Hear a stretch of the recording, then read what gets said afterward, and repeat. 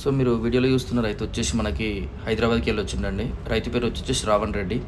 ఈ రైతు మన దగ్గర గేదెలు కొనడం రెండవసారి. ఇంతకుముందు 25 గేదెలు తీసుకెళ్ళారు, ఇప్పుడు 20 గేదెలు కొన్నారు. సో ఎవరైనా సరే 5 గేదెలు కావాలన్నా 10 గేదెలు కావాలన్నా హర్యానాకే రావాల్సి ఉంటుంది.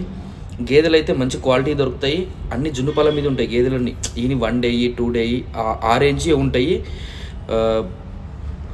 మామూలుగా గేదెలు వచ్చేసి మనకి 1,00,000 నుంచి 1,10,000 దొరుకుతున్నాయండి. అంటే పూటకు ఒక 6 లీటర్లు 7 లీటర్లు ఇచ్చేటి 1,00,000-1,10,000 మధ్యలో డైరీకి సరిపోయేటి కాదు. మాకు ఇంకా క్వాలిటీలు కావాలంటే మీరు 1,20,000 వరకు పెట్టుకుంటే సరిపోతుంది.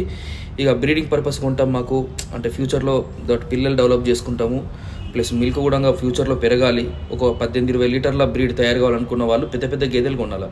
అప్పుడు ఏమవుతుందంటే మనం ఒక మంచి బుల్లుతో క్రాస్ చేసినప్పుడు, అంటే మదర్ మిల్క్ తెలిసిన బుల్లుతో క్రాస్ చేసినప్పుడు మీకు ఇట్లాంటి గేదెలు వస్తాయి. ఇప్పుడు వీడియోలో చూస్తున్నారు కదా, ఇది ఈజీగా ఒక 10 లీటర్ల గేదె. అంటే 10 లీటర్లో మీరు ఎక్కువ అనుకోవచ్చు, కానీ ఇది ప్యూర్ బ్రీడింగ్. దీనికి మీరు చెప్పేది నేను చెప్పేది ఏముండదు. ఇంతకుముందు కూడా మీకు ఇది ఎందుకు పెట్టినా అంటే ఒక అన్నయ్య అడగడం జరిగింది. సో బ్రీడింగ్ పర్పస్ తీసుకునే వాళ్ళు ఖచ్చితంగా పెద్ద గేదెలే తీసుకోవాలి. 1,30,000, 1,40,000 ఆ రేంజ్, 1,50,000 ఆ రేంజ్ తీసుకోవాలి. అంటే వాళ్ళకి ఏంటంటే ఫ్యూచర్లో డెవలప్ కావాలి.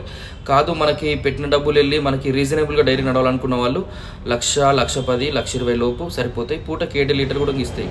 చాలామంది ఏంటంటే 1,20,000 పెట్టింది ఎన్ని పాలిస్తుంది, 1,10,000 పెట్టింది ఎన్ని పాలిస్తుంది, 1,00,000 పెట్టింది ఎన్ని పాలిస్తుంది అని అడుగుతూ ఉంటారు.